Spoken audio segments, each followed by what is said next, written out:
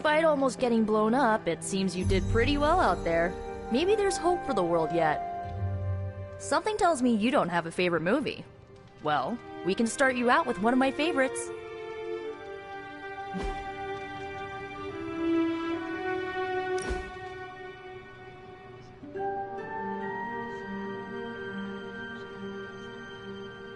I know this entire situation's gotta suck for you. Not just the whole resurrected, chosen one thing. I get why facing Lilith won't be easy. I was 15 when I found out my mother was capital E evil.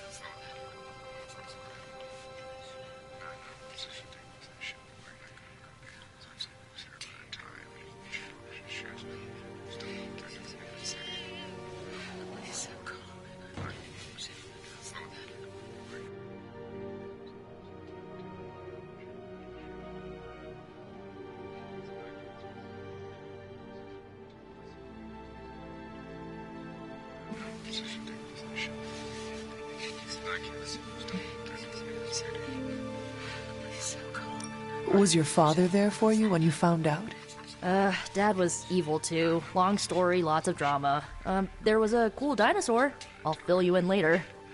Look, I'm glad my mother is gone, but yeah, at times I just want to hear her voice again. Some days I'd give anything to make that happen.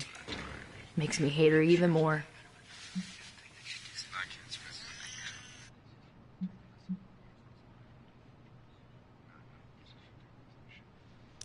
The only thing I want to hear from Lilith is a death rattle. That's one way to save on Mother's Day presents. Enough about her crappy parents. You missed out on decades of good movies. It's my solemn duty to fill this knowledge gap with the best examples I can provide. So, the first thing you need to know, the glowing briefcase is a metaphor.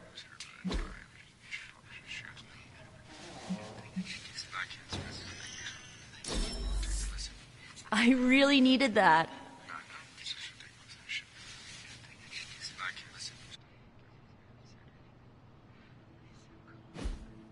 So, what did you think of the movie? I understood more than I should. How? You've been dead for 3 centuries. I'm not so sure I was dead. Not exactly. I recall a deep slumber, not the void. I dreamt. Of what? Of everything.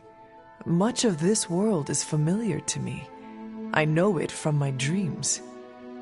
That's not creepy at all. So, do you know everything? No, Think of it like this. I know what a car is, but I have no idea how to drive. You're up to date, but not omniscient. Then I'm guessing you don't know much about me. Just what you shared earlier. You're always free to ask. Like, what's the Staff of One? Or who were the Runaways?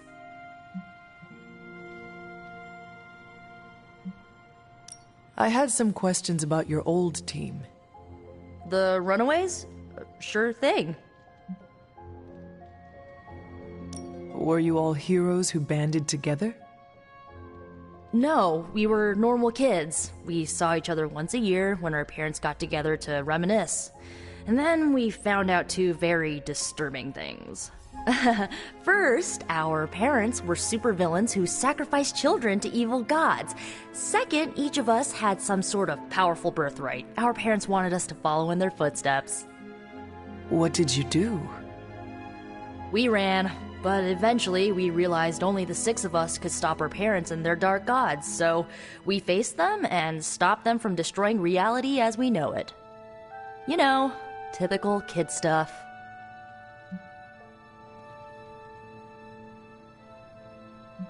Who was on the team?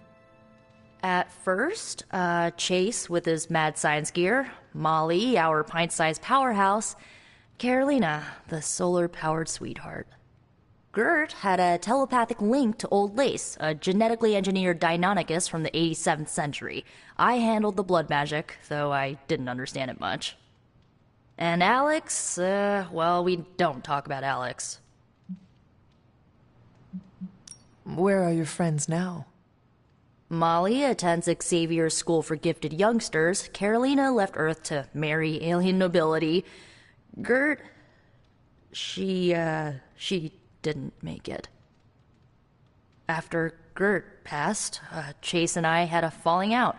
The last I heard, he and Old Lace are living at his family home in LA. As for Alex, he chose his side, and it wasn't ours. He died with our parents. I had some questions about your staff. Sure. But first, the basics. The Staff of One interprets words or phrases as spells, but it can only cast a spell once. No repeats.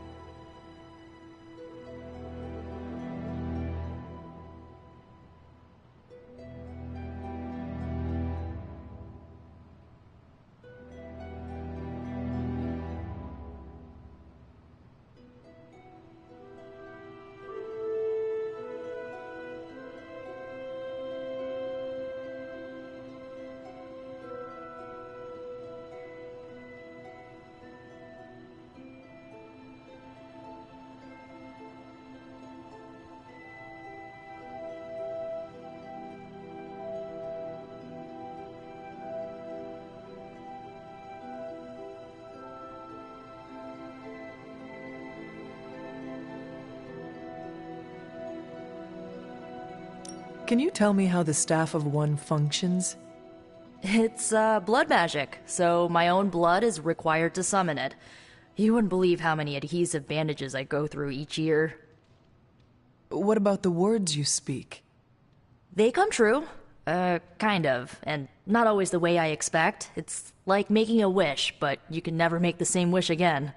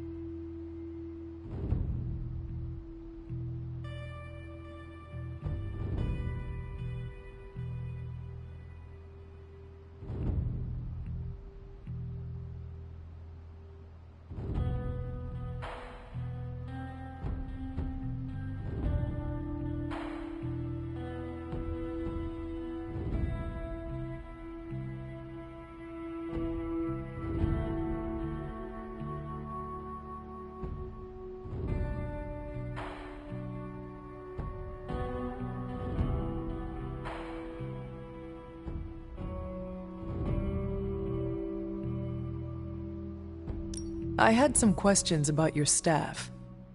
Go for it. If each magical effect is unique, do you worry you will run out of words? Not really. I only use the staff's power when I truly need it. The rest of the time, I rely on more conventional means. Like, magic.